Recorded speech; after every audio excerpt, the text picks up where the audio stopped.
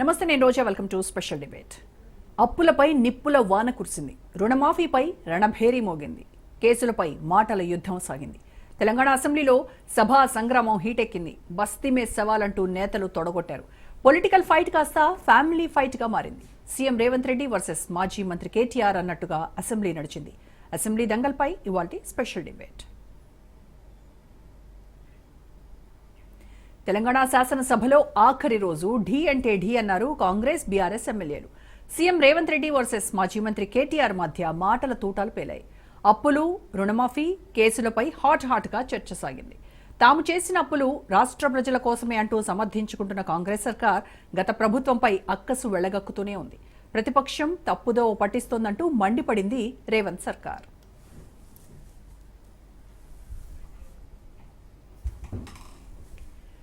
Tea సర్కార్ అప్పులపై BRS నిప్పులు చెరిగింది. తాము తెచ్చినవన్నీ దీర్ఘకాలిక రుణాలన్నారు కేటీఆర్. అప్పులతో ఆస్తులు సృష్టించామన్నారు. తెలంగాణను అభివృద్ధి పథంలో తీసుకెళ్లినట్టు కేటీఆర్ చెప్పుకొచ్చారు. నాడు అప్పులకు తగ్గినట్టుగానే రాష్ట్ర సంపద పెరిగిందన్నారు. అయితే కాంగ్రెస్ హయాంలో అప్పుల కుంపట్లు పెరిగాయన్నారు కేటీఆర్. రేవంత్ ప్రభుత్వం ఏడాదిలోనే 1,50,000 కోట్ల అప్పు చేసిందన్నారు. కేటీఆర్ వ్యాఖ్యలకు సీఎం రేవంత్ గట్టిగానే కౌంటర్ ఇచ్చారు. కేసీఆర్ చేసిన అప్పులకు తమ ప్రభుత్వం వడ్డీలు కడుతోందన్నారు. అప్పు చేశాం, చేయక తప్పదు, ప్రజల కోసమే అప్పులు చేశాం, ఇంకా కొత్త అప్పులు చేస్తామని తెగేసి చెప్తోంది కాంగ్రెస్ ప్రభుత్వం. అప్పులపై అసెంబ్లీ వేదికగా ముఖ్యమంత్రి రేవంత్ వివరణ ఇచ్చారు. కాంగ్రెస్ ప్రభుత్వం ఏర్పడ్డ తర్వాత చేసిన అప్పులు 1,58,000 కోట్లని స్పష్టత ఇచ్చారు. మరోవైపు పొలిటికల్ ఫైట్ కాస్త ఫ్యామిలీ ఫైట్ గా మారింది. కక్షపూరిత రాజకీయాలపై తెలంగాణ అసెంబ్లీలో వాడివేడి చర్చ జరిగింది. అక్రమ అరెస్టులపై కేటీఆర్ ప్రశ్నించారు. రాష్ట్ర ప్రభుత్వం కక్షపూరిత రాజకీయాలు చేస్తే కేటీఆర్ ఇప్పటికే చెంచల్గూడ జైల్లో ఉండేవారని కౌంటర్ ఇచ్చారు సీఎం. బిడ్డ పెళ్లికి కూడా మధ్యంతర బెయిల్పై వచ్చి వెళ్లారన్నారు రేవంత్. ప్రతీకార రాజకీయాలు చేయదలిస్తే ఇప్పటికే కొంతమంది జైల్లో ఉండేవారన్నారు. అధ్యక్ష, ఆయన ఏమైనా స్వాతంత్ర ఉద్యమం చేసి జైలుకు పోయింది అధ్యక్ష? ఏం చేసిపోయింది అధ్యక్ష? జైలుకి ఆయన సానుభూతి మేము పోలేదా జైలుకి? వరంగల్ జైలుకి నేను కూడా పోయిన తెలంగాణ ఉద్యమంలో. ఎస్ ఉన్నాం, అక్కడ బరాబర్ ఉన్నాం. మీరెందుకు పోయినరంటే నేను అడుగుతున్నా ఈ రోజు. ఎస్, మీ ఇంటికి ఇవ్వాలని జూబ్లీహిల్స్ ప్యాలెస్ మీదకి ప్రైవేట్ డ్రోన్ పంపితే ఊకుంటావా? అక్కడ నీ బిడ్డనో నీ వైఫ్ ఉంటే వాళ్ళని ఇష్టం ఉన్నట్టు ఫోటోలు తీస్తే ఊకుంటావా?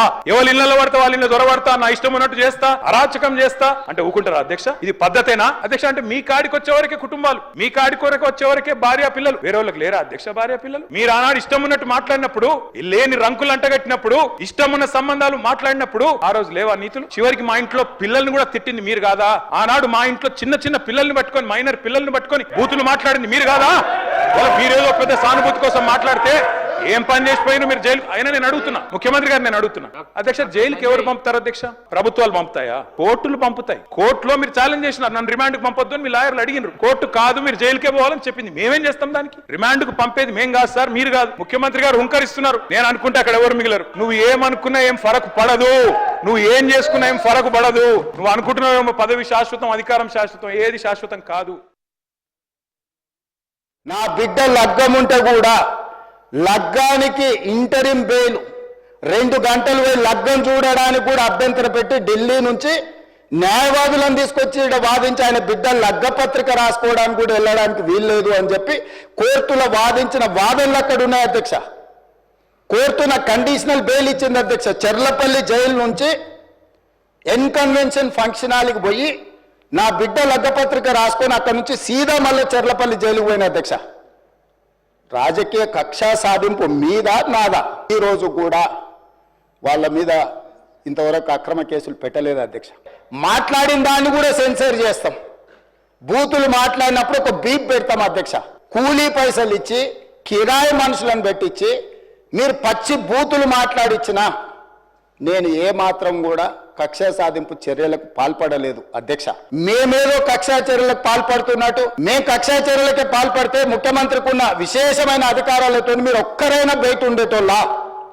ఈరోజు తెలంగాణ సమాజం అన్నిటిని గమనిస్తుంది. ఇట్లాంటి మాటలు మాట్లాడుతూ పర్వాలేదు, వాళ్ళ గొప్పతనాలు వాళ్ళు చెప్పుకుంటే, నా ఇప్పు నువ్వు గోకు, నీ ఇప్పు నేను గోకుతా అనే పాలసీలో వాళ్ళ గురించి వాళ్ళు గొప్పలు చెప్పుకుంటా అంటే నాకు అభ్యంతరం లేదు.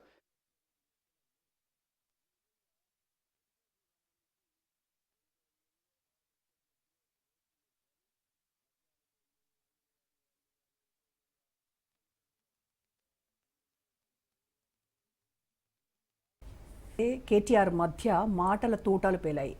మాటకు మాట, కౌంటర్కి కౌంటర్, నువ్వా నేనా అనేటువంటి వాగ్వాదము ఇవాళ అసెంబ్లీలో చూసాము. సో ఓవరాల్గా ఇవాళ అసెంబ్లీలో చర్చకు వచ్చినటువంటి అంశాల గురించి ఈరోజు డిబేట్లో మాట్లాడదాం. డిబేట్లో పార్టిసిపేట్ చేస్తున్నారు కాంగ్రెస్ నేత కైలాష్ నేత గారు. నమస్కారం అండి కైలాష్ గారు. Good evening madam. అలాగే బీజేపీ నాయకులు అల్జాపూర్ శ్రీనివాస్ గారు. నమస్కారం శ్రీనివాస్ గారు. నమస్కారం. అండ్ బీఆర్ఎస్ నాయకులు ఏల్చల్ దత్తాత్రేయ గారు. నమస్కారం అండి.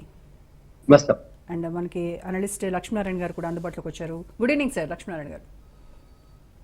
ముందుగా లక్ష్మీనారాయణ గారు మీతోనే స్టార్ట్ చేస్తాను. ఈ రోజు అసెంబ్లీ జరిగిన తీరు టోటల్ ఓవరాల్గా ఫ్రస్ట్రేషన్. ఇద్దరికి మధ్య చాలా అంశాలు చర్చకు వచ్చాయి. అసెంబ్లీ సాక్షిగా ఉద్యోగాలు కావచ్చు, రాష్ట్ర అప్పులు, వడ్డీలు, నోటిఫికేషన్లు, ఇంకా అభివృద్ధి హామీలు, ఇలా చెప్పుకుంటూ పోతే చాలా పెద్ద లిస్టే ఉంది. అయితే చివరకు వ్యక్తిగత జీవితాలపై కూడా ఒకరినొకరు ఉద్దేశించి దూషించుకున్నటువంటి సంఘటన ఈరోజు అసెంబ్లీలో జరిగింది. సో ఓవరాల్గా ఎలా విశ్లేషిస్తారు ఇవాల్టి అసెంబ్లీ తీరుని? మిత్రులందరికీ నమస్తే. రెండు తెలుగు రాష్ట్రాలలో శాసనసభ సమావేశాలు జరిగాయి. ఆంధ్రప్రదేశ్లో ప్రతిపక్షం నాయకుడు కానీ సభ్యులు కానీ శాసనసభ సమావేశాలకు హాజరు కాలేదు. ప్రజాస్వామ్యంలో ప్రతిపక్షం యొక్క పాత్ర కీలకమైనటువంటిది. ప్రజల వాణిని వినిపించడానికి, ప్రజా సమస్యలను ప్రస్తావించడానికి అది చక్కటి వేదిక చట్టసభ. అందువల్ల ఆంధ్రప్రదేశ్లో శాసన మండలిలో ఒక రూపంలో జరిగింది, శాసనసభలో బడ్జెట్ చర్చలన్నీ ఒక తీరులో జరిగినాయి. కూటమి సభ్యులు మాత్రమే పాల్గొనడం. తెలంగాణలో సభానాయకుడు పూర్తిగా అక్కడ పాల్గొని చర్చలో పాల్గొంటే మరింత ఫలప్రదంగా ప్రయోజనకరంగా ఉండేది. కానీ బీఆర్ఎస్ సభ్యులైనా హాజరు కావడం, చర్చల్లో పాల్గొనడం, ప్రభుత్వం యొక్క మేనిఫెస్టోలో చెప్పినటువంటి అంశాల అమలు తీరుతెన్నులపైన మీరు ప్రస్తావించినట్టు రుణభారం కానీ, ఉపాధి కల్పన కానీ, ఫిరాయింపులు కానీ, ఇతరేతర సమస్యలన్నీ కూడా కొంత ప్రస్తావనకు వచ్చాయి. ఈరోజు ఫిరాయింపులు అనేటువంటిది తీసుకుంటే ఏ పార్టీ అధికారంలో గతంలో ఉన్నటువంటి వాళ్ళు ఎవరూ మినహాయింపు కాదు అనే భావన ప్రజల్లో బలంగా వెళ్లూని కొప్పనేది.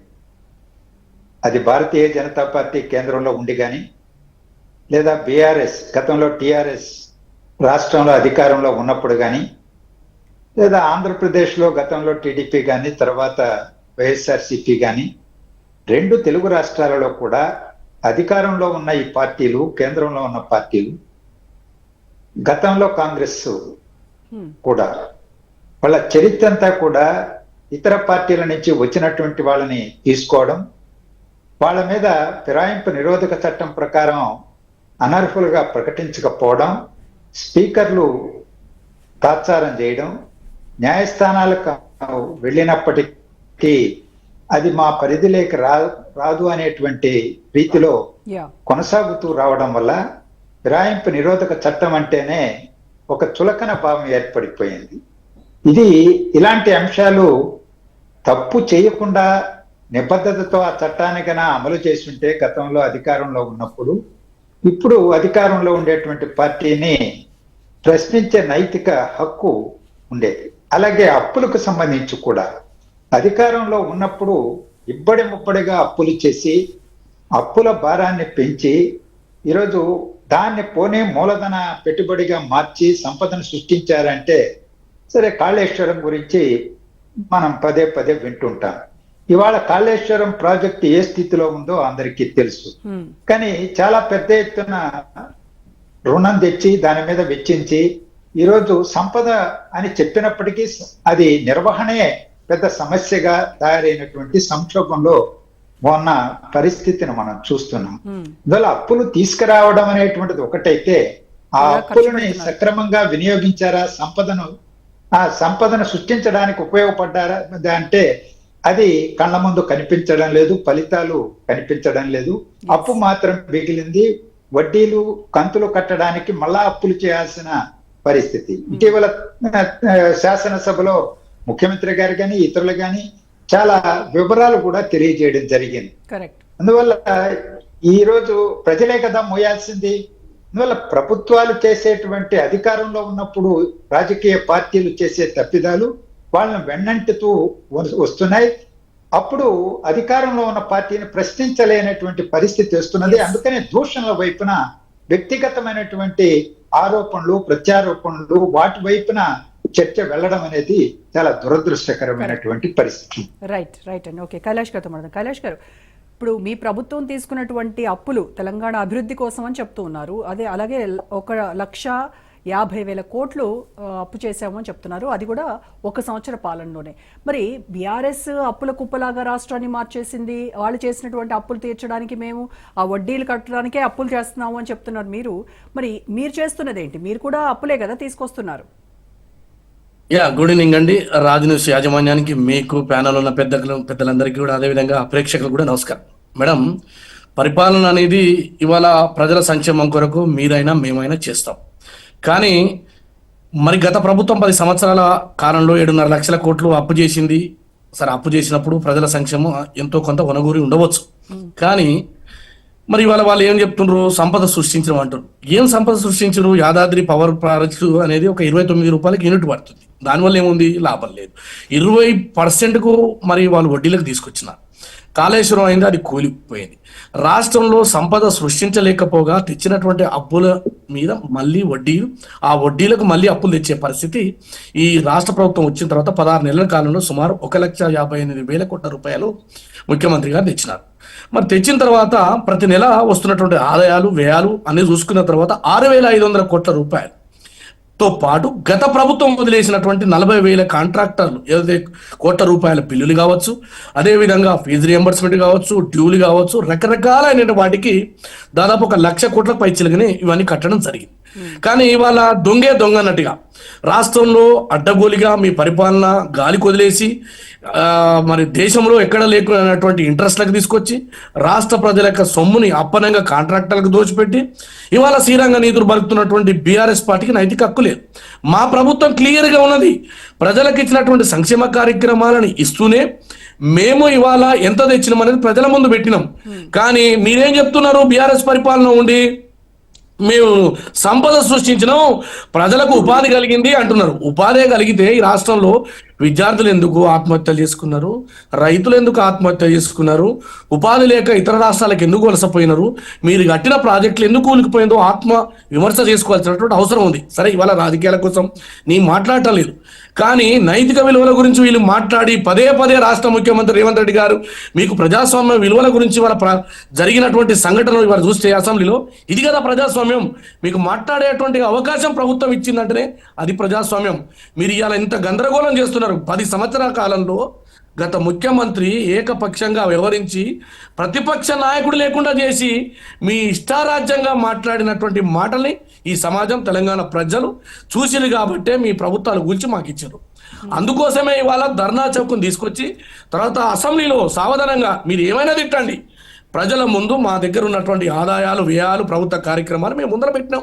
అది ఏ విషయమైనా ముఖ్యమంత్రి గారు ఇలా శశభిషలకు తావులేదు. 100% ప్రజలకు ఇచ్చిన హామీలను చేసుకుంటూనే గత ప్రభుత్వం ఏ రకంగా వ్యవహారం చేసిందో ప్రజలందరికీ అర్థమైపోయింది. ఇవాళ మీరేం చేస్తా ఉన్నారు? వ్యక్తిగతంగా కొన్ని యూట్యూబ్ ఛానళ్ళని, మీరంతా సోషల్ మీడియాని కూడా ఎంగేజ్ చేసుకొని ప్రభుత్వాన్ని, రాష్ట్ర ప్రభుత్వం యొక్క ప్రతిష్టను మసకబారే విధంగా, అన్నిటికంటే ముఖ్యంగా వ్యక్తుల యొక్క ప్రభుత్వంలో ఉన్నటువంటి వాళ్ళని, వ్యక్తుల కీర్తి ప్రతిష్టని హనం చేసే దుర్మార్గ కార్యక్రమం చేస్తుంది బీఆర్ఎస్ కదా. రాష్ట్రంలో దాదాపు 20 నుంచి 30 ఛానళ్ళని తీసుకున్నారు వీళ్ళు. ఆ చరిత్ర పోదంటే పోదాం. ఎందుకు చెప్తున్నా ఈ మాట అంటే, ఇవాళ మా ముఖ్యమంత్రి గారు అసెంబ్లీ నిండు సభలో చెప్పినారు, ఈ ప్రభుత్వం కక్షపూరితంగా వ్యవహరిస్తలేదు. మీరు ఏ రకంగా మాట్లాడినా మా ప్రభుత్వం పాజిటివ్గా తీసుకుంటాము, మా లోపాలు ఉంటే సరిదిద్దుకుంటాము, అంతేగాని మీ ప్రభుత్వం చేసినటువంటి తప్పులు కానీ వాటి గురించి కానీ వరకు ఉంటే ఆ రోజు నన్ను జైల్లో పెట్టినారు, నా బిడ్డ పెళ్లికి రానియలేదు Right, అనేటువంటి వారి భావోద్వేగ ప్రసంగాన్ని కనుక మీరు చూస్తే ఈ ప్రభుత్వం ఎంత పారదర్శకంగా ఒక ప్రజాస్వామ్యంగా ప్రజా పరిపాలన రేవంత్ రెడ్డి గారి నాయకత్వంలో నడుస్తుందో దానికి ఇవాళ మీరు కౌంటర్ గా అడిగారు చూడాల్సినటువంటి కదండి కేటీఆర్ గా, ఆయన కూడా అడిగారు కదా, ఏంటి స్వాతంత్ర ఉద్యమం కోసం పోరాటం చేసి జైలుకి వెళ్ళావా, దేనికోసం వెళ్ళావు చెప్పమంటున్నారు కదా ఆయన. నేనేమంటున్నానంటే ఇవాళ మీరు ఒక మాట చెప్తా ఉన్నారు, ఏం మాట్లాడుతున్నారు, ఏది స్వాతంత్రోద్యమం ఏమండి, ఒక రాష్ట్రంలో పార్లమెంటు సభ్యునిగా ఎన్నికైనటువంటి మల్కాజ్గిరి పార్లమెంటుగా ఉన్నటువంటి దేశంలో అతిపెద్ద పార్లమెంటుకు ఆయన ఎన్నికైనరు, అక్కడ ఒక జర్నలిస్ట్ ఎన్నికైతే దానికి సంబంధించి ఆ జర్నలిస్ట్ డ్రోన్ ఎగిరేస్తే దానికి సంబంధించిన వివరాలు బయట పెట్టిండు, అది తప్ప అది 500 రూపాయల ఫైన్ పడుతుంది, అయినా మీరు జైల్లోకి తోలినరే. మరి రాష్ట్రంలో నయంకు సంబంధించి భూములలో 1000 కోట్ల కుంభకోణం జరిగింది, వాటి ఎక్కడ పోతున్నాయి వివరాలు, Right. అవి కూడా బయటకు వస్తాయి. ఇవాళ ఏదైతే మీరు మిషన్ భగీరథ చేపట్టారు, 1000 కోట్లు దోచుకున్నారు రాష్ట్రంలో, ఏదైతే సో గత మీరు ప్రభుత్వ ధరణి హయాంలో మీద జరిగినటువంటి అవినీతి ఏదైతే ఉందో మొత్తాన్ని కూడా వెలికి తీసేటువంటి పనిలో కాంగ్రెస్ ప్రభుత్వం ఉంది. ముందు 100% ఇవాళ Right, right, ఈ okay. ప్రభుత్వము 100% వారు చేసినటువంటి తప్పులు గాని వారు చేసిన దోపిడి గాని రైట్ అండి. 100% రాబోయే రోజుల్లో ప్రజల ముందు పెడతాం. గారు మీ 10 ఏళ్ల పాలనను వాళ్ళ 15 నెలల పాలనను కంపేర్ చేస్తూ ఉన్నారు. 10 ఏళ్ల పాలనలో మీరు చేసినటువంటి అప్పులెన్ని, మీరు రాష్ట్ర సంపదను సృష్టించామని చెప్తున్నారు కదా, ఎక్కడ ఆ సంపద ఏది చూపించండి అని అడుగుతున్నారు. అలాగే రైతుల ఆత్మహత్యలు కావచ్చు, లేకపోతే ఉద్యోగాలు కావచ్చు, మీరు చేసినటువంటి పనులు ఎక్కడ, వేటి కోసం ఖర్చు పెట్టారు అని అడుగుతున్నారు. సేమ్ క్వశ్చన్ మీరు అదే అడుగుతున్నారు. 1,50,000 కోట్లు ఎక్కడ ఖర్చు పెట్టారనేది మీరు కూడా అడుగుతున్నారు. థ్యాంక్ యూ రోజా గారు.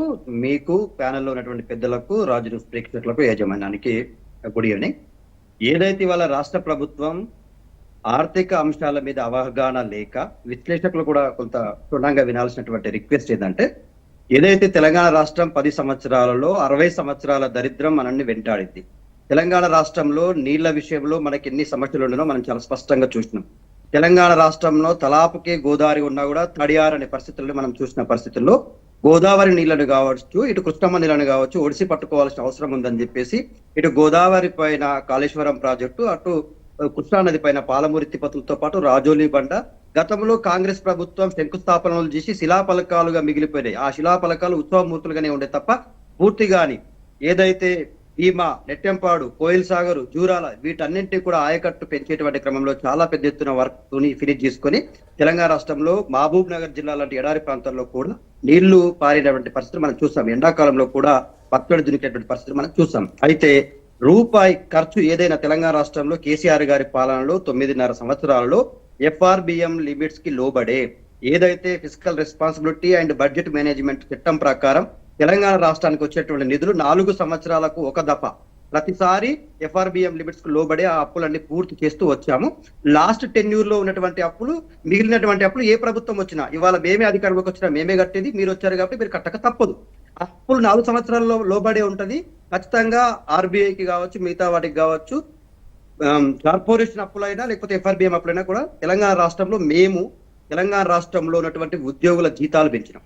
కాంట్రాక్ట్ లో ఉన్నటువంటి జేఎల్ నుండి డిగ్రీ కాలేజీలను రెగ్యులరైజ్ చేసినాం. దాంతో పాటుగా తెలంగాణ రాష్ట్రంలో ఉన్నటువంటి వృద్ధులు, వికలాంగుల పెన్షన్లు ఏ రోజు ఆగలేదు. వీటితో పాటు పెద్ద ఎత్తున తెలంగాణ రాష్ట్రం మొత్తంలో కళ్ళ ముందర మనకు కనిపిస్తా ఉంది. గ్రామీణ ఆర్థిక వ్యవస్థ చిన్న భిన్నమైనటువంటి పరిస్థితుల్లో గ్రామీణ ప్రాంతంలో ఉన్నటువంటి యాదవుల జీవన ప్రమాణాలను పెంచడం, ముద్రాజుల జీవన ప్రమాణాలను పెంచడం, రజకులు, నైబ్రాహ్మణుల జీవన ప్రమాణాలను పెంచడం, దాంతో పాటుగా గ్రామీణ వ్యవస్థకు మూలమైనటువంటి గ్రామాలకు, పట్టుకోమైనటువంటి గ్రామాలకు ఖచ్చితంగా మేము పెద్ద ఎత్తున పల్లె ప్రకృతి వనాల పేరు మీద, శ్మశాన వాటికల పేరు మీద, రోడ్ల పేరు మీద, అంగన్వాడీల నిర్మాణము, గ్రామ పంచాయతీల నిర్మాణము, ఎక్కడికక్కడ కూడా మేము పెద్ద ఎత్తున సంపద సృష్టించినాము. ఇది భవిష్యత్ తరాలకు ఉపయోగపడేటువంటి. దాంతో పాటుగా 26 మెడికల్ కాలేజీలు తీసుకొచ్చినాం. తెలంగాణ రాష్ట్రంలో ఏ రాష్ట్రానికి సాధ్యం కాని విధంగా తెలంగాణ రాష్ట్రంలో 26 మెడికల్ కాలేజీలు ఎస్టాబ్లిష్ చేసినాం. ప్రతి జిల్లాలో ఒక కలెక్టరేట్ ఎస్టాబ్లిష్ చేసినాం. ఇంటిగ్రేటెడ్ కలెక్టరేట్లు చేసినాం. ఇంటిగ్రేటెడ్ మార్కెట్ యార్డులు చేసినాం. 127 మున్సిపాలిటీలలో అద్దంలాగా రోడ్లు డివైడ్ చేసేసి ఖచ్చితంగా ఎక్కడికక్కడ మేము లైటింగ్ గానీ, పార్కింగ్లు గానీ, ఇళ్లలోకి వెళ్ళి చూస్తే ఒక్కసారి తెలుస్తుంది. గతంలో 60 ఏళ్ల కింద తెలంగాణ రాష్ట్రం ఏ విధంగా ఉండే, 60 ఏళ్ల తర్వాత తెలంగాణ రాష్ట్రం ఏ విధంగా ఉంది. వాళ్ళు కాంట్రాక్టర్లకు కూడా 40,000 కోట్ల బిల్లులు పెండింగ్ లో ఉన్నాయి కదా, అవి ఎందుకు చేయలేకపోయింది బీఆర్ఎస్? 40,000 కోట్ల బిల్లులు పెండింగ్ లో ఉన్న విషయం ఏంటంటే, తెలంగాణ రాష్ట్ర ప్రభుత్వం మేము చివరి 5 సంవత్సరాలకు మిగిలినటువంటి ఆ పెండింగ్ బిల్లులలో ఒక దఫాకు సంబంధించినవి కావవి, దఫదఫలుగా పేరుకపోయిన వాటివి. అయితే ఇక్కడ జరిగిన విషయం ఏంటంటే, రాష్ట్ర ప్రభుత్వం ఇప్పుడు రేవంత్ రెడ్డి గారు అధికారంలోకి వచ్చిన తర్వాత కేవలం 15 నెలల్లో విశ్లేషకులు కానీ మిగతా ప్యానల్ ఉన్న మిత్రులు కూడా వినాల్సిన అవసరం ఏంటంటే 1,58,00,000 పైచిలకు అప్పు చేసిండ్రు. పోనీ ఈ అప్పు తీసుకెళ్లి ఏమైనా సంపద సృష్టించిండ్రా, కొత్త ప్రాజెక్టులు ఏమైనా ప్రారంభించిండ్రా, అంగన్వాడీ ఆశా వర్కర్ల జీతాలు ఏమైనా పెంచిండ్రా, పోనీ ఏ వర్గానికైనా ఇచ్చిన 6 గ్యారంటీలలో ఏదైనా ఒరిగిందా, ఏ ఒక్క గ్యారంటీ అయినా పూర్తి స్థాయిలో అమలు చేసిండ్రా? మరి ఏం చేసినట్టు ఈ 1,58,000 కోట్ల అప్పు ఎక్కడికి తరలిపోయినట్టు? అంటే రాఘవ కన్స్ట్రక్షన్స్ కు, మెగా కన్స్ట్రక్షన్ కు వాళ్ళకి ఇచ్చినటువంటి నిధులకు తరలిపోయినాయి తప్ప ఈ 15 నెలల కాలంలో ఈ తెలంగాణలో ఉన్నటువంటి 33 జిల్లాల్లో ఏ ఒక్క కొత్త ప్రాజెక్టు కూడా ప్రారంభించినట్టుగా మనం చూడలేదు. ఏం జరిగిందో మీరు చెప్పాల్సిన అవసరం ఉంది. గతంలో కేసీఆర్ ప్రభుత్వం స్టార్ట్ చేసినటువంటి యాదాద్రి పవర్ ప్లాంట్ మీరే ఇనాగ్రేషన్ చేసారు, మనం చూసినాము. ఇవాళ ఆయన ఇనాగ్రేషన్ చేసినటువంటి హైదరాబాద్ నగరంలో ఉన్న ఫ్లైఓవర్లు గానీ, అండర్ బ్రిడ్జిలు గానీ ఇవాళ మేం ప్రారంభించినవే కదా, ఇవాళ మేం కట్టినవే కదా. ఇవాళ సెక్రటరేట్ నిర్మాణం జరిగింది, కమాండ్ కంట్రోల్ రూమ్ నిర్మాణం జరిగింది. ఇవాళ పోలీస్ స్టేషన్ల యొక్క అద్భుతమైనటువంటి కార్పొరేట్ ఆఫీసులకు దీటుగా పోలీస్ స్టేషన్ల నిర్మాణం జరిగింది. పోలీసుల జీతభత్యాలు పెంచినాం. ఎన్ని వర్గాలకు మేలు జరిగిందో కేసీఆర్ ప్రభుత్వం ఇవాళ ప్రజలే మాట్లాడుతున్నారు. ఇవాళ వాళ్ళు ఇస్తామన్నటువంటి పెన్షన్ డబ్బులు ఇవ్వలేక వృద్ధులు, వికలాంగులు నాడు కేసీఆర్ ఇస్తాను 2,000 దిక్కనే నాయన, నువ్వు 4,000 ఇస్తామని నీకు ఆశపడితే మాకు అడియాషన్ అయిపోయిందని చెప్పి వాళ్ళు బాధపడతా ఉన్నారు. పోనీ మహిళలకు 2,500 ఇస్తున్నారా మేడం? మీరే చెప్పండి. వాళ్ళకు లేదు, తులం బంగారం లేదు, ₹1,00,000 కళ్యాణం లేదు, చచ్చిపోతే రైతులకు 5 లక్షల రూపాయల రైతు బీమా లేదు. కైలాష్ గారి వెర్షన్ విందాము. దానికంటే ముందు ఒకసారి శ్రీనివాస్ గారితో కూడా మాట్లాడదాం. అల్జాపూర్ శ్రీనివాస్ గారు, సో మొత్తానికి బీఆర్ఎస్ ఇటు కాంగ్రెస్ ఇద్దరి మధ్య జరుగుతున్నటువంటి ఈ వార్ ఆఫ్ వర్డ్స్ లో బీజేపీ 3వ శక్తిగా ఎదుగుతుంది అనేటువంటి వాదన కూడా వినబడతా ఉంది. మీరు ఎలా చూస్తున్నారు ఈ రెండింటి వాదాన్ని, ప్రతివాదనల్ని? మేం చూసేదానికన్నా ముందు ప్రజలే చూస్తా ఉన్నారు. చూసే వారి యొక్క మ్యాండేట్ మొత్తం కూడా వారి ఆలోచన మార్చుకుని భారతీయ జనతా పార్టీ వైపు సమర్థిస్తూ బయటకు వస్తా ఉన్నారు. చూస్తున్నాం మనం గత యొక్క 1 year లో జరిగినటువంటి పరిణామం, రాజకీయ పరిణామాలు. కాంగ్రెస్ మరియు బీఆర్ఎస్ 2 పార్టీలు కూడాను తమ ఓటు బ్యాంకు రాజకీయాల కోసం, తమ సీటు యొక్క కాపాడుకోవడానికి ప్రజల యొక్క బడ్జెట్ ను, ప్రజల యొక్క డబ్బును ఏ రకంగా తమ సీటు కాపాడుకోనికో లేక గెలవడానికో ప్రభుత్వంలో ఉండనీకో వాడుకుంటా ఉన్నారో చూస్తా ఉన్నాం. 2 ప్రభుత్వాలు కూడా ఏ రకంగా ప్రజా ధనాన్ని వాడుకున్న సంగతి కాబట్టే ఇవాళ 7,61,000 కోట్ల రూపాయలు బాకీలు చేసినా ఇంకా మేము ఎఫ్ఆర్బిఎం కన్నా మేము ముందు దాటలేదు అని చెప్పుకుంటారు గంటాపతంగా. ఎస్, వాస్తవమే, దానికన్నా కిందనే ఉన్నారు. What about remaining 16 corporations? వాటి మీద తీసుకున్న లోన్ ఎందుకు తీసుకోవచ్చింది మీరు? పోలీస్ స్టేషన్లు కట్టాలన్నా, దవాఖాన్లు కట్టాలన్నా, పోలీసులకు వెహికల్స్ కొనియాలన్నా అన్నిటికీ అన్ని మాటికే చేసి మీరు లోన్లు తీసుకోలేదా? వాటి యొక్క మొత్తం కూడా విలువ 2.5 లక్షల కోట్లు కాదా? మీరు ఇవన్నీ చేసిన తర్వాత revenue out of against that revenue ఏ రకంగా యొక్క రాష్ట్రానికి పెరిగి చూపెట్టారు? రెవెన్యూ పెరగలేదు. ఇండివిజువల్ పర్ క్యాపిటల్ ఇన్కమ్ ఎవరికి పెరగలేదు. దానికోసం ఎప్పుడు ఆలోచించలేదు. చెప్పుకుంటారు ఏంటంటే కాళేశ్వరం కారణంగా కోట్లాది యొక్క ఎకరాలు పెరిగినాయి, 3 లక్షల కోట్ల యొక్క వరి పండించిన ఘనత మాదని చెప్తా ఉన్నారు. మరి ఎందుకు పాలించలేదు? ఎందుకు నడవట్లేదు కాళేశ్వరం? ఇది ఆలోచించాలి. ఇవాళ దానికి మించి వాళ్ళు కొత్తగా రేవంత్ రెడ్డి గారు మాట్లాడుతూ ఉన్నారు. బరాబర్ తెచ్చిన మళ్ళీ కూడా తెస్తామని చెప్తా ఉన్నారు. రేపు బాకీలు తీసుకురావడంలో, పంచడంలో, దారదత్తం చేయడంలో పోటాపోటీకి మాట్లాడుతా అంటే ఎప్పుడన్నా ఆలోచించినా గత సర్కారు ఈ corporations BC, SC, ST, minority corporation ₹1 budget allocate చేసిన ఆ సర్కార్ మోస్ట్ బ్యాక్వర్డ్ క్లాసెస్ ఎంబీసీకి 1,000-1,100 కోట్లు కేటాయించి 100 కోట్లు కూడా రిలీజ్ చేయలేదు. దాని యొక్క చైర్మన్ ఇప్పుడు బీజేపీలో చేరినాడు. ఆ కథంతా ఆయన వినిపిస్తాడు మాకు. ఇది ఇవాళ వారు చేసే తప్పుకు దానికి పోటీగా నేను చేస్తా అంటే రేవంత్ రెడ్డి గారికి కూడా శోభ కాదు. వారు పర్సనల్ గ్రడ్జ్ గురించి మాట్లాడుతూ ఉన్నారు. ఎస్, చేసిన తప్పులు మీరు అధికారంలో రాకముందు అనేక విషయాలు మీరు మాట్లాడినారు. మీరు 15 నెలలని ఇవాళ మేము అట్ట కక్ష సాధింపు చెయ్యము అంటున్నంటే దాని అర్థం వేవ్ ఆఫ్ చేసినట్ట, వాళ్ళ యొక్క తప్పులన్నీ మాఫీ చేసినట్ట మీరు ఉంటే ఇప్పటి వరకు ఎందుకు వాటి మీద ఎంక్వైరీ కానీ, ఎఫ్ఐఆర్లు కానీ, రిమాండ్ కానీ ఎందుకు కాలేదు? దాని అర్థమైంది, అంతరార్థమైంది దానికి. నిజంగా గనక వారు తప్పు చేసినట్టుగా మీరు ఇంతకు మాట్లాడినట్టుగా ఇవాళ మీరు అధికారంలో ఉన్నారు, మీకు ఇన్ఫర్మేషన్ ఉంటుంది. ఆ ఇన్ఫర్మేషన్ ఆధారంగా ఎఫ్ఐఆర్ చేయండి. మీతో చేత కాకుండా రిటర్న్ రాసివ్వండి, సిబిఐకి అప్పచెప్పండి. అనేక కుంభకోణాలు ఇంతకు చెప్పినారు కైలాష్, బ్రదర్ కైలాష్. మరి ఎందుకు కాంగ్రెస్ ప్రభుత్వం ఎందుకు చర్యలు తీసుకోవట్లేదంటారు బీఆర్ఎస్ నాయకుల పైన? అవినీతి ఆరోపణలు ఇవన్నీ కూడా రేవంత్ రెడ్డి గారికి, రేవంత్ రెడ్డి రోజా గారు మంచి ప్రశ్న అడిగారు. మీరు రేవంత్ రెడ్డి గారికి ఇంటర్నల్ గా సమస్యలు ఉన్నాయి. కాంగ్రెస్ పార్టీ మెజార్టీ వర్గం వారికి సపోర్ట్ చేస్తలేదు. మీరు గమనించారా ఎప్పుడన్నా? ఎప్పుడు ఎక్కడికి వెళ్ళినా తోడుగా ఎవరో ఇద్దరు ఉంటుంది చూడు. అయితే ఉప ముఖ్యమంత్రి, లేకుంటే మహేష్ కుమార్ గౌడ్ గారు, ఇట్లా ఎవరో ఒకరు ఢిల్లీ పోయినా, చెన్నై పోయినా, ఇంకెక్కడ పోయినా ఆయన ప్రయత్నం చేస్తూ ఉంటారు. గవర్నమెంట్ ని కాపాడుకోవాలని, నా గవర్నమెంట్ నా నాయకత్వంలో కాంగ్రెస్ సర్కార్ నడవాలని. కాబట్టి ఆయనకు ఎక్కడో కొంచెం ఇన్సెక్యూరిటీ ఉంది. కాబట్టి ఎవరి మీద అయితే టిఆర్ఎస్ మాజీ ఎమ్మెల్యేల మీద, ప్రజెంట్ నాయకుల మీద ఆరోపణలు ఉన్నాయో వాటిని బూచిగా చూపించి దగ్గర తీసుకునే ప్రయత్నం చేస్తా ఉన్నారు. అందులో భాగమే నిన్న అసెంబ్లీలో మాట్లాడినారు. ఏమి కేసులు లేవు, డిస్క్వాలిఫికేషన్ సమస్య లేదు, బై ఎలక్షన్ రావు పుర్ర అని చెప్పేసి. దాని అర్థమైంది, మీరు భయపడకండి, వచ్చేవాళ్ళు రండి అని చెప్పేసి. ఈ నాయకత్వంలో వస్తే వారి యొక్క మెజార్టీ 26 మంది చేరితే అక్కడ ఉన్నట్టు ఇంకో 10, 20, 30 మంది ఎట్లా ఉంటారు. కాబట్టి అదొక ధైర్యం. దానికి ఉదాహరణ ఇంకోటి చెప్తా ఉన్నాను. మొన్న స్టేషన్ గర్పులు ఏం చేసినారు? 800 కోట్లు, 800 crores అలోకేటెడ్ టు స్టేషన్ గర్పుల్ కాన్సెన్స్, సింగిల్ కాన్సెన్స్. హాస్టల్లో తిండి లేదు, బస్సులు లేవు, లేకుండా రీఎంబర్స్మెంట్ లేదు. లక్షల మంది విద్యార్థులు అందరూ రోడ్ల మీదకి వస్తా ఉన్నారు, మొత్తుకుంటా ఉన్నారు. దాని గురించి ఆలోచించరు. అక్కడ వాళ్ళకి ఏదని నేను చెప్పట్లేదు.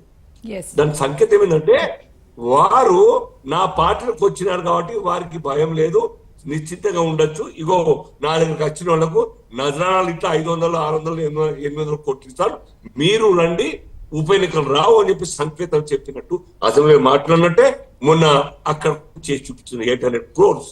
ఇది కాంగ్రెస్ తో ఉన్నటువంటి ఒక దయనీయమైన పరిస్థితి రేవంత్ రెడ్డి గారికి. కాబట్టి వారు కక్ష తీసుకోవాలని ఉన్నా కానీ తీసుకోలేని పరిస్థితి. ఎందుకంటే అందరూ బయట పడతారు, వాళ్ళు లోపలికి పోతారు. అందరూ కొందరంతా నెమ్మడి పెట్టుకోవాలి, లేకుంటే చేయడం చేత కాదు. చెప్పండి, చట్టాలు ఏవో ఇవ్వడు. అరే phone tapping sir, madam, phone tapping ఎంత పెద్ద నేరం. దాని మీతో కాకుంటే సిబిఐకి అప్పచెప్పండి. డెఫినెట్ గా with in no time they will be held. Remand తప్పనిసరి రిమాండ్ అవుతారు వాళ్ళు. కానీ దాని గురించి మాట్లాడలేదు. కాళేశ్వరం నుంచి ఇప్పటి వరకు ఆ యొక్క కమిషన్ యొక్క రిపోర్ట్ వచ్చింది లేనిది, తయారైంది ఏమైంది తెలియదు. ఇలాగే నయం యొక్క ఆస్తులు, డబ్బులు, డాక్యుమెంట్స్ ఎక్కడైనా ప్రొడ్యూస్ చేసినారా, చూపించినారా? ఎందుకు? ఇవన్నిటికీ కారణం జస్ట్ సేఫ్ గార్డ్ చేసుకోవడానికి పవర్ని. కాబట్టి రేవంత్ రెడ్డి గారు ఇప్పటికన్నా మీరు హీరో కావాలనుకుంటే రాష్ట్రంలో, కాంగ్రెస్ కు మీ కారణంగానే జవజీవాలు వచ్చినాయి, ఎలక్షన్స్ లో గెలిచినారు. కాబట్టి మీరు పార్టీలో కొత్తగా అయినా కానీ మీకు నాయకత్వం అప్పైపోయింది అధిష్టానం ముఖ్యమంత్రిగా. యూ షుడ్ డెఫినెట్ గా మీరు ముందుకు రండి. వీళ్ళను ఎవరైతే ఇవాళ అసెంబ్లీలో కేటీఆర్ గారు మాట్లాడుతున్నారు, ఏమి తప్పు చేయనట్టుగా, ఏమి ఎరగనట్టుగా బల్ల గుర్తి మాట్లాడుతున్నారు. ఇంకా ఛాలెంజ్ చేస్తారు, మీకు దమ్ము లేదు, నన్ను అరెస్ట్ చేసి పంపించే దమ్ము లేదు మాట్లాడుతున్నారు. దాని అర్థం చేసుకొని ఇప్పటికైనా బయటికి రండి అని చెప్తా ఉన్నారు. నేత గారితో మాట్లాడదాం. కైలాష్ గారు, కాంగ్రెస్ ప్రభుత్వం తమపై కక్షపూరిత రాజకీయాలు చేస్తోంది అని ఓవైపు బీఆర్ఎస్ ఆరోపిస్తోంది. అయితే ఇటు బీజేపీ మాత్రము ఓటు బ్యాంక్ రాజకీయాలు, అలాగే రేవంత్ రెడ్డి తన సీటును కాపాడుకోవడం కోసం పడుతున్నటువంటి పాటలు తప్ప ప్రజల సంక్షేమం కోసం తీసుకుంటున్నటువంటి చర్యలేంటి? అప్పుల మీద అప్పులు చేసి ఇంకా రాష్ట్రాన్ని అప్పుల కుప్పగా తయారు చేస్తున్నాడు తప్ప ఏం చేస్తున్నారు అనేది బీజేపీ నేతలు అడుగుతున్నటువంటి ప్రశ్న. ఇప్పుడు బీజేపీ, బీఆర్ఎస్ రెండు రాజకీయ పార్టీలు రాజకీయ ఆరోపణలు చేస్తాయి. సరే, దాంట్లో మాకేమి పెద్ద వారి నుంచి కూడా మంచి వస్తుందని మేము ఆశిస్తలేము. కానీ ఇప్పుడు ఇందాక గమ్మతిగా విషయం ఏంటంటే, సీనన్న స్పై కెమెరాలు పెట్టి చూసినట్టుగా చెప్తా ఉన్నారు. సరే, వారి విజ్ఞత అది. కానీ ఎప్పుడు కూడా రాష్ట్ర ముఖ్యమంత్రి గారు అభద్రతా భావంతో లేడండి. ఈ రాష్ట్రంలో డెఫినెట్గా ఏది ఏమైనా ఒక బాహుబలి లెక్క కాంగ్రెస్ పార్టీని అధికారంలో తీసుకొచ్చినారు. అది రాహుల్ గాంధీ ఆశీర్వాదంతో ఈ రాష్ట్రంలో ప్రజలకు ఇచ్చినటువంటి హామీలు, యువత, మైనార్టీలు, ఆ తర్వాత దళితులు, బలైన వర్గాలు అందరూ కలిసి వారికి అధికారం అప్పచెప్పారు. అధికారం అప్పచెప్పిన వెంటనే రాష్ట్ర ముఖ్యమంత్రిగా రైతులకు ఇచ్చినటువంటి ఏదైతే రుణమాఫీ విషయం లోపల 21 లక్షల ఏదైతే రుణమాఫీ పేరుతోటి 21 లక్షల మందికి కావాలి అని చెప్పేసి 19,000 కోట్లు కేటాయించడం, తర్వాత మళ్ళీ 2,000 కోట్లు కేటాయించడం, సుమారుగా 1 కోటి మందికి ప్రయోజనం అయింది. అదేవిధంగా 150 కోట్ల మంది మహిళలు ప్రయాణించారండి ఇప్పటి వరకు. అంటే సుమారు అంటే ఒక్కొక్కరు 10 సార్లు 5 సార్లు అట్లా ప్రయాణించడం వల్ల దాదాపుగా మేము 5,000 కోట్లు మీరు కట్టినాం. రుణమాఫీ కోసం కేటాయించిన బడ్జెట్ ఎంత? మేమేమంటున్నాం అంటే రుణమాఫీ కోసం కేటాయించిన బడ్జెట్ ఎంత? 1,58,000 కోట్ల రూపాయలు అప్పు చేసినామని చెప్పిండ్రు కాబట్టి చెప్తున్నా నేను మీకు. ఎందుకు చెప్తున్నా అంటే ఈ 1,00,000 కోట్ల రూపాయలు వాళ్ళు తెచ్చినటువంటి అప్పులకు మిత్తులు కట్టినామని చెప్తున్నాము. ఇంకా ఇల్లు విషయాలు ఏం లేవు. ఇప్పుడు మీరు రెండో చెప్పారు విషయం, కదా, కోటి మంది రాష్ట్ర రైతులకు ముఖ్యమంత్రి రుణమాఫీ చేశాము అని చెప్తున్నారు కదా. 100% రుణమాఫీ చేసినాము. మేము ఏదైతే కట్ ఆఫ్ డేట్ పెట్టుకున్నామో కొద్దిగా ఏమైనా అటు ఇటుగా ఉంటే వాళ్ళందరూ కూడా తప్పకుండా రాబోయే రోజుల్లో ఇంకేమైనా కొద్దిగా మిగిలితే చేయడానికి ఈ ప్రభుత్వం సిద్ధంగా ఉన్నది అని చెప్పి ముఖ్యమంత్రి గారు శాసనసభలో చెప్పినారు. 50 లక్షల మంది గృహాలకు 200 ఉచిత యూనిట్లు విద్యుత్ పంపిణీ చేసినాము. 500 రూపాయల సిలిండర్ల పేరుతోటి ఈ రాష్ట్రంలో ఇప్పటి వరకు దాదాపు 500 కోట్ల రూపాయలు ఆ సిలిండర్లకే ఇవ్వడం జరిగింది. 500 కోట్లు అయింది గడిచిన సంవత్సరానికే, ఇంకా రావాల్సినటువంటి అవసరం ఉంది. అదేవిధంగా 5 లక్షల రూపాయల పేరుతోటి ఇండ్ల కార్యక్రమం తీసుకున్నాం. వారు డబల్ బెడ్రూమ్ అని చెప్పారు, ఇవ్వలేదు, మోసం చేశారు. మా ప్రభుత్వము ఇవాళ ఏదైతే చెప్పినరో నెట్టంపాడు కానీ, కోయిల్ సాగర్ కానీ, అదేవిధంగా కల్వకుర్తి కానీ మిగతా అటువంటి ప్రాజెక్టులకు కేటాయింపులు చేస్తూనే మీరు సమైక్యాంధ్రలో విడిచిపెట్టినటువంటి ప్రాజెక్టుని 10 సంవత్సరాల్లో చేయకపోవడం వల్లనే ఇవాళ ఈ రాష్ట్రంలో ఈ దుస్థితికి కారణం 100% బీఆర్ఎస్ఏ. ఎందుకు పాలపూరు రంగారెడ్డి ఎత్తిపోతల పథకం పూర్తి చేయలేదు? పైన ఉన్నటువంటి ప్రాణహిత చేవల్లే ప్రాజెక్టు చేసి ఉంటే ఇవాళ గ్రావిటీ ద్వారా నీళ్ళు వచ్చి ఉంటే 19,000 కోట్ల రూపాయలు మా అంటూ 20,000 కోట్లు అవుతుండే. ఈ 1,50,000 కోట్లతోటి వాళ్ళు తెచ్చింది ఏంది? 8,000 ఎకరాలు చేసిండ్రు. ఇవన్నీ కూడా డొల్లతనం, కూలిపోయే కాళేశ్వరం, అది కూలేశ్వరం. అది స్పష్టంగా వారి నాయకత్వంలో 100% ఈ రాష్ట్రంలో సాగునీరు 1 ఎకరా కూడా అదనంగా రాలేదు. రెండో విషయం, ఇంటిగ్రేటెడ్ స్కూల్ పేరుతోటి ఇవాళ 5,500 కోట్ల రూపాయలు మా బట్టి విక్రమార్క గారు మన ప్రకటించిన సంగతి వారికి గుర్తుకు చేస్తా ఉన్నా. ఏం చేసిరంటే ఒక స్పోర్ట్స్ యూనివర్సిటీ తీసుకొచ్చినాం. ఫ్యూచర్కి సంబంధించినటువంటి భవిష్యత్తులో పెద్ద పరిశ్రమ రావాలని ఫ్యూచర్ సిటీని హైదరాబాద్లో డెవలప్ చేస్తా ఉన్నాం. మెట్రో రైలు తీసుకొస్తా ఉన్నాం. ఈ రాష్ట్రంలో అదేవిధంగా గతంలో ఈ హైదరాబాద్ చుట్టూన్నటువంటి ఓఆర్ఆర్ ఓవర్ చేసిరండి మా నాయకత్వంలో ఆనాడు కాంగ్రెస్ ప్రభుత్వం. త్రిపుల్ కూడా ఇవాళ కాంగ్రెస్ ప్రభుత్వం చేస్తా ఉంది. హైదరాబాద్ లో విమానాశ్రయం కానీ, పివి ఎక్స్ప్రెస్ ఎవరు తీసుకొచ్చినారు? గోదావరి జలాలు హైదరాబాద్ ఎవరు తీసుకొచ్చినారు? మేము చేసినటువంటి ప్రాజెక్టులకే మీరు ఇప్పుడు శంకుస్థాపన చేసిన వాటి మీరు ఇప్పుడు ప్రారంభిస్తూ ఉన్నారు అనేది ఒకటి గుర్తుపెట్టుకోవాలి. వాళ్ళు శంకుస్థాపన చేస్తుంటే వాళ్ళు ఈ రాష్ట్రంలో తర్వాత ఈ యువతలలో క్రేజ్ ఉండి వాళ్ళు గెలిచేటోళ్ళు. ప్రజలు ఎందుకు ఇచ్చిండ్రు? గుణపాఠం ఎందుకు చెప్పిండ్రు? వారు చేసినటువంటి మోసాలకు ప్రభుత్వము రేవంత్ రెడ్డి గారికి అప్పచెప్పారు. రేవంత్ రెడ్డి గారు 5 సంవత్సరాల మ్యాండేటర్ని తప్పకుండా 100% ఈ ప్రజల యొక్క అభివృద్ధి కోసం, ఈ రాష్ట్ర ప్రజల సంక్షేమం కొరకు, తెలంగాణ సమాజ అభివృద్ధి కొరకు ముందుకు పోతా ఉన్నాం. అది వాళ్ళు ఇప్పుడు ఒకటి దత్తాత్రేయ కరెక్ట్ గా మా తమ్ముడు యూనివర్సిటీ విద్యార్థి నాయకుడు, నికాస్ అనే నాయకుడు, మా అల్జాపూర్ సినాంగం తెలంగాణ వాది. నేను ఒకటి అడుగుతున్నా, యూనివర్సిటీలకు 1 రూపాయన్నా కేటాయించిన 10 సంవత్సరాల కాలంలో? 1 వీసీనన్నా దళితుని బలహీన వర్గాల వాళ్ళని చేసిన గత చరిత్రలో సామాజిక న్యాయం పాటించింది మా నాయకుడు కదా. వాళ్ళు 45 మంది ఎమ్మెల్యేలను తీసుకురండి.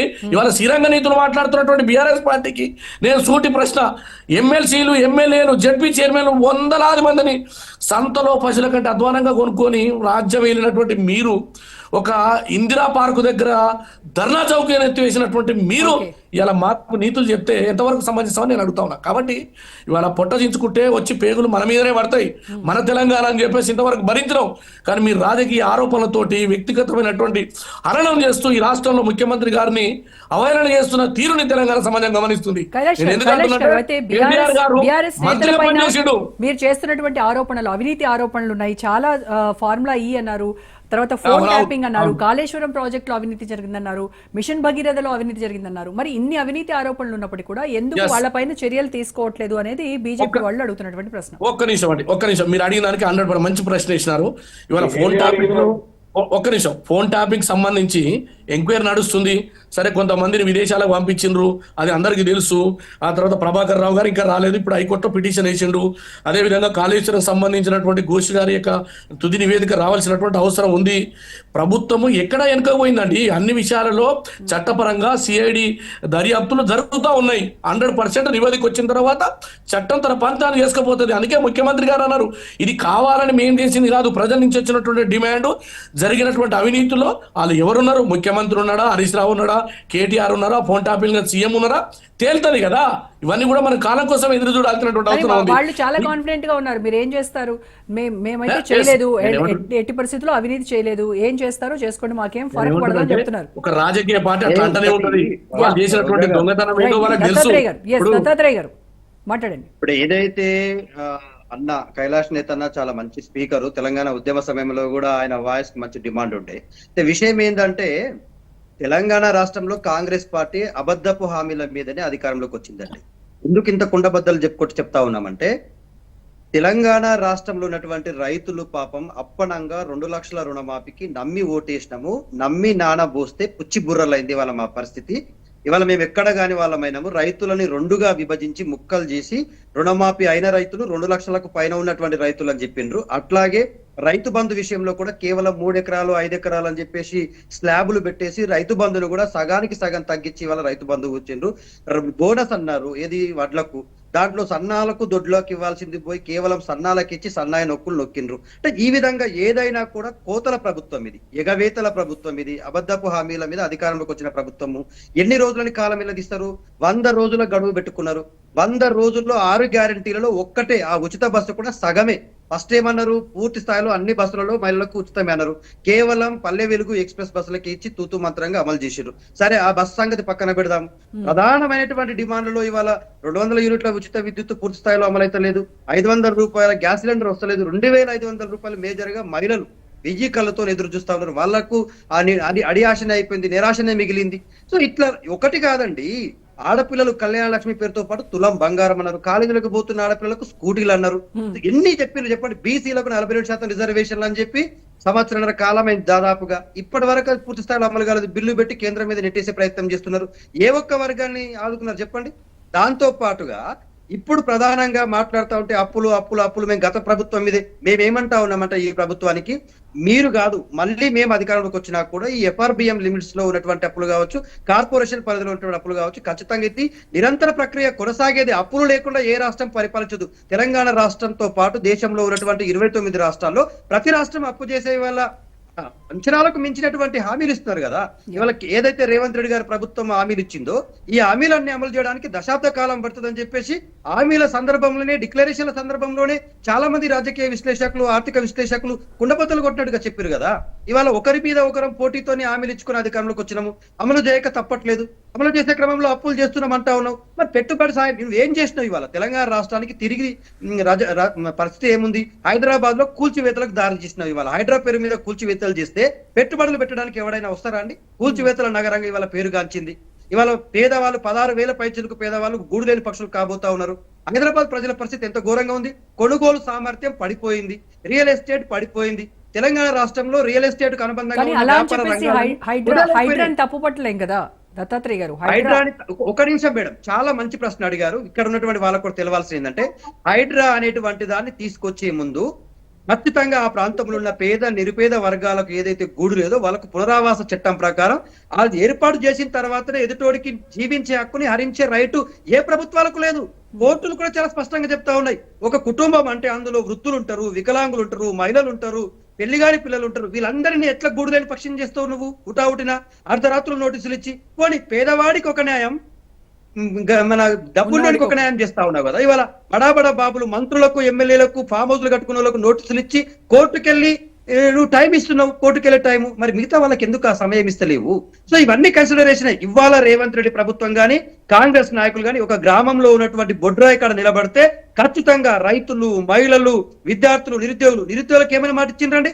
ఒకటే సంవత్సరంలో 2 లక్షల ఉద్యోగాలు ఇస్తామన్నారు. ఎన్ని లక్షల ఉద్యోగాలు భర్తీ చేసిరండి? 54,000 ఉద్యోగాలలో మేము భర్తీ చేసిన ఉద్యోగాలు 40,000 పైచిలుకున్నాయి. వీళ్ళు వచ్చింది కేవలం 12,000 ఉద్యోగాలు భర్తీ చేశారు. నిరుద్యోగులకు 2 లక్షల ఉద్యోగాలు బాకీ పడట్లే కదా. సో ఏ వర్గాన్ని తృప్తిపరిచారు వీళ్ళు చెప్పండి మీరు? ఇవాళ మంత్రివర్గ విస్తరణలో బీసీలకు ఎంబీసీలకు మంత్రిత్వ శాఖలు ఇస్తామన్నారు. ఎంబీసీలకు మంత్రిత్వ శాఖ ఇచ్చే దిక్కు లేదు. కోమటిరెడ్డి వెంకరెడ్డి బ్రదర్ నాకు కావాలంటారు, ఉత్తమ్ కుమార్ రెడ్డి గారు వాళ్ళ భార్య కావాలంటారు. ఉన్న మంత్రి పదవులను మీరే పంచుకోరు. మరి మీరు బీసీలకు ఏమిస్తారు, ఎస్సీలకు ఏమిస్తారు, ఎస్టీలకు ఏమిస్తారు, మైనారిటీ వర్గాలకి వాళ్ళ మంత్రిత్వ శాఖ లేదు. ఎన్ని వర్గాలకి వాళ్ళ మీరు మోసం చేస్తా ఉన్నారు. ఇన్ని వర్గాలను మోసం చేసి అప్పుల పేరు మీద కాంగ్రెస్ నెట్టేసే ప్రయత్నం చేస్తా ఉన్నారు. రైట్, కైలాష్ గారు. మేడం, ఇప్పుడు తమ్ముడు చేసినటువంటి ఆరోపణల మీద మాట్లాడాలంటే ఒక రోజు మొత్తం పడుతుంది. ఎందుకు చెప్తున్నంటే, ఉల్లంఘన చేసింది బీసీ రిజర్వేషన్లు తగ్గించి పోయినసారి గ్రామ పంచాయతీ ఎన్నికల్లో 33% ఉంటే దాన్ని తగ్గించింది ఎవరో ఆత్మపరిశీలన చేసుకోమని చెప్తా ఉన్నా. ఇవాళ మా ప్రభుత్వం వచ్చిన తర్వాత ఎస్సీ వర్గీకరణ ఒక్క నిమిషం విమర్శలు ప్రతి విమర్శలు కాదు. బీఆర్ఎస్ వాళ్ళు ఓకే, మీరు విమర్శించినట్టుగా వాళ్ళని పక్కన పెట్టేసింది కదా, ప్రజానీకం వాళ్ళని పక్కన పెట్టేసింది. అందుకోసం మా బాధ్యతతోటే మేమేమంటారంటే, విమర్శలని మేము నిర్మాణాత్మకంగా తీసుకుంటున్నాం. అయిపోయింది వాళ్ళ పాలన, అయిపోయింది, అది గతం. అయిపోయింది. అందుకోసం మా ప్రభుత్వం 100% మా బాధ్యత. రెండో విషయం, ఇవాళ 35 లక్షల మంది ఉన్నటువంటి మాదిగా సామాజిక వర్గానికి ఎస్సీ వర్గంతో న్యాయం చేసింది, కమిషన్ వేసింది మేము కదా.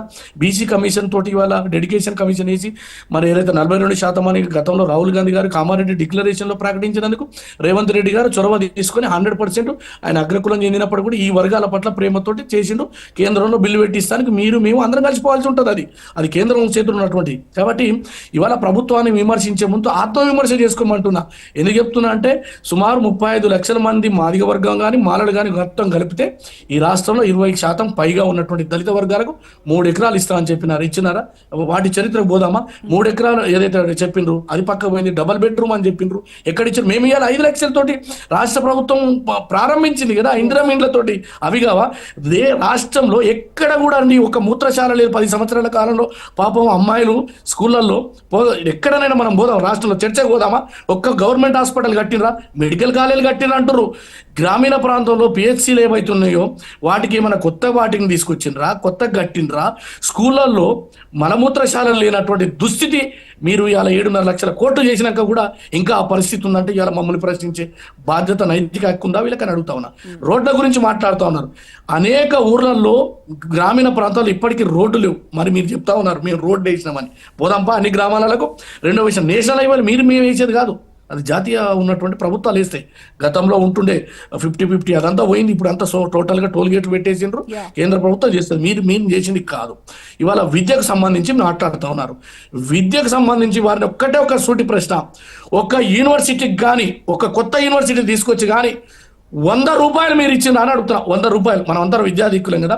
నల్గొండలో ఉన్నటువంటి యూనివర్సిటీకి కానీ, మహాత్మా గాంధీ కానీ, ఉస్మానియా కానీ, కాకతీయ కానీ, శాతవాహన కానీ, ఇవన్నీ యూనివర్సిటీలకు, అదేవిధంగా పాలమూరు సంబంధించినటువంటి యూనివర్సిటీ కానీ 1 రూపాయి కూడా ఇలా మేడం వీళ్ళు ఇలా గొప్పలు చెప్తా ఉన్నారు. ఈ ప్రపంచంలో తీర్చిదిద్ది వీళ్ళు ఇష్టం మేము 15 నెలల కాలంలో నీ రాష్ట్రాన్ని ఆగం చేసినట్టుగా మాట్లాడుతున్నారు. మా రాష్ట్ర ముఖ్యమంత్రి గారు మీరు ఏదో అడ్డగోలిగా ఇక్కడ రేకుల షెడ్లలో వేసిరండి గురుకుల పాఠశాలలు. చౌటుప్పల్ గుదంప, నల్గొండ గుదంప, ఈ రాష్ట్రంలో గురుకుల పాఠశాల అనేది అస్తవ్యస్తంగా ఉంది. అందుకోసమే మా ముఖ్యమంత్రి గారు వచ్చిన తర్వాత కాస్మోటిక్ ఛార్జీలు 200%, మెస్సు బిల్లును 40% పెంచి వాళ్ళ యొక్క ఆత్మగౌరవాన్ని కాపాడడం కోసం ప్రయత్నం చేస్తూ ఉన్నంతలో. కాబట్టి ప్రభుత్వాన్ని ఇవాళ పదే రాజకీయ విమర్శలకు పోయి రాష్ట్రాన్ని ఏమంటారంటే హైడ్రా అనేది ఇవాళ పెద్దోనికి పేదోనికి కాదండి. అది రాష్ట్రంలో చెరువులు కానీ ప్రభుత్వ భూములు కానీ ఆక్రమించిన వాళ్ళకి మాత్రమే భయం. అటువంటి కబ్జాదారులకు బిల్డింగ్లకు పర్మిషన్ ఇచ్చినటువంటి చరిత్ర బీఆర్ఎస్ పార్టీది. 100 కోట్లాది రూపాయలు చేతులు మారినాయి ఆ రోజు హెచ్ఎండిఏ పేరుతోటి. వాటిని ఇవాళ మేము ఆపి సురక్షితమైనటువంటి వాటిల్లో కొనుక్కోమని ప్రజలు ఇవాళ చెప్తున్నారు. దేశవ్యాప్తంగా పడిపోయింది, ఆర్థిక మాంద్యం ఉన్నది. తెలంగాణ ఒక్కటే కాదు మేడం, హైదరాబాద్ ఒక్కటే కాదు, రియల్ ఎస్టేట్ అది ఢిల్లీ తీసుకున్నా, ముంబై తీసుకున్నా, కోల్కతా తీసుకున్నా, బెంగళూరు తీసుకున్నా అన్ని పడిపోయినాయి, మనకి పడిపోయింది. అన్ని కొనుగోళ్లలో ఇంకా మనమే ముందర థర్డ్ స్థానంలో ఉన్నాం మేడం. ఇది మనం గమనించాల్సినటువంటి విషయం. ఇక రెండో విషయం, పాలమూరు రంగారెడ్డి తెలంగాణ ఏదో అప్పర్ మనం ఉన్నటువంటి ఏదో పైన ఉన్నటువంటి కృష్ణా ప్రాజెక్టుల మీద ఏ రోజు కూడా మీరు శ్రద్ధ చూపేయలే. ఎస్ఎల్బిసిని మీరు పూర్తి ఎందుకు చేయకపోయారు? వాళ్ళు నేను అడుగుతా ఉన్నా, చేసి ఉంటే ఈ పరిస్థితి ఉండునా నల్గొండకు?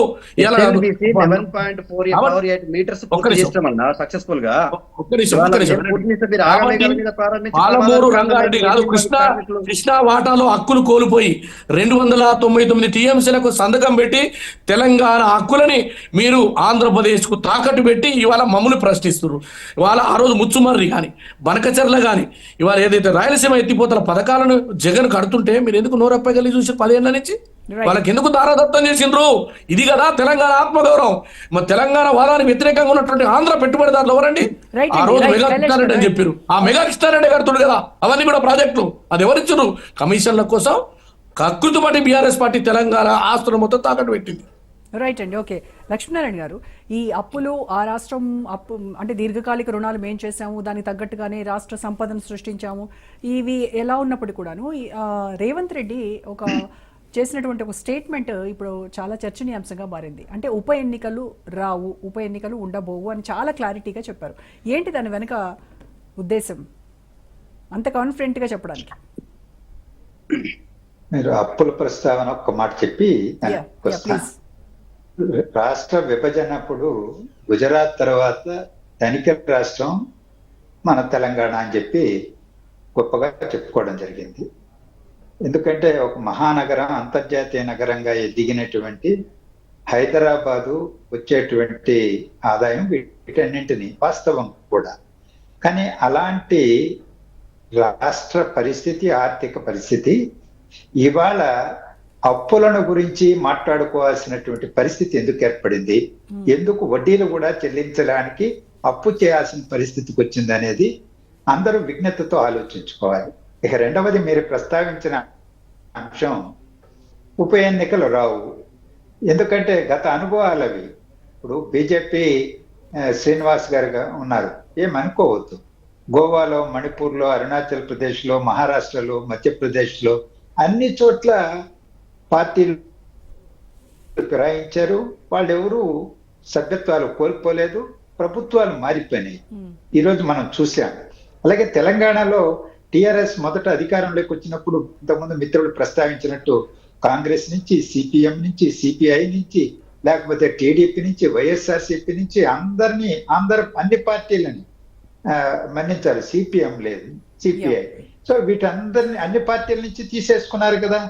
ఆ రోజు మంత్రి పదవులు కూడా అప్పచెప్పారు కదా. మరి ఎన్నికలు రాలేదు కదా. దేశవ్యాప్తంగా ఉన్నటువంటి అనుభవాలు చూసినప్పుడు ఎవరు పార్టీ మారినా వాళ్ళ సభ్యత్వాలు రద్దు చేయడం లేదు స్పీకర్స్, లేకపోతే కోర్టులు జోక్యం చేసుకోవడం లేదు. వాళ్ళు యథేచ్ఛగా 5 ఏళ్ళు కొనసాగుతున్నారు. ఆ భరోసా బహుశా రేవంత్ రెడ్డి గారికి ఉండవచ్చు. అది ఆ వ్యాఖ్య చేశారు ఆ పద్ధతిలో. అది సరైనటువంటిదని నేను భావించడంలా. నిజంగా పార్టీ మారాలనుకుంటే ఎవరు కూడా బలవంతంగా ఒక పార్టీలో ఉండాల్సిన పనిలే. విధానాలు నచ్చకపోతే పార్టీ మారచ్చు.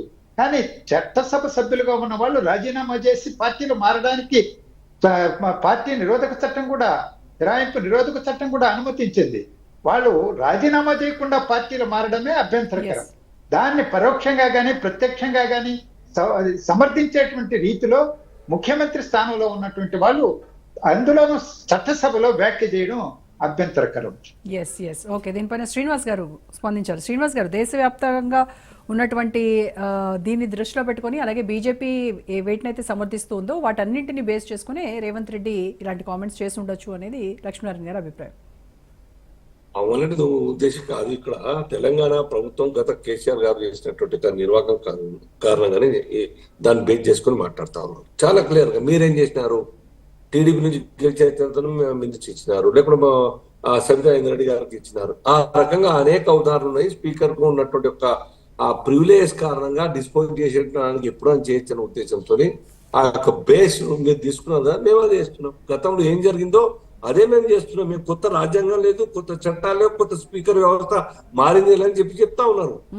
దేశంలో జరిగినటువంటి పార్టీ మార్పులు ఎక్కడ కూడా భారతీయ జనతా పార్టీ అవతల వైపు ఎవరైనా వచ్చి చేరుతానంటే టెండర్ చేయండి, రిజర్వేషన్ 27 మంది 17 మంది ఎమ్మెల్యే రాజీనామా చేయించడం, కర్ణాటక కావచ్చు, మధ్యప్రదేశ్ కావచ్చు, మిగతా చోట్ల 2/3 చీలి వచ్చిన తర్వాతనే మా పార్టీలో చేర్చుకున్నాం తప్ప ఇంకెక్కడా కూడాను 1-6 ఉంటే డిస్క్వాలిఫై ఉంటారు.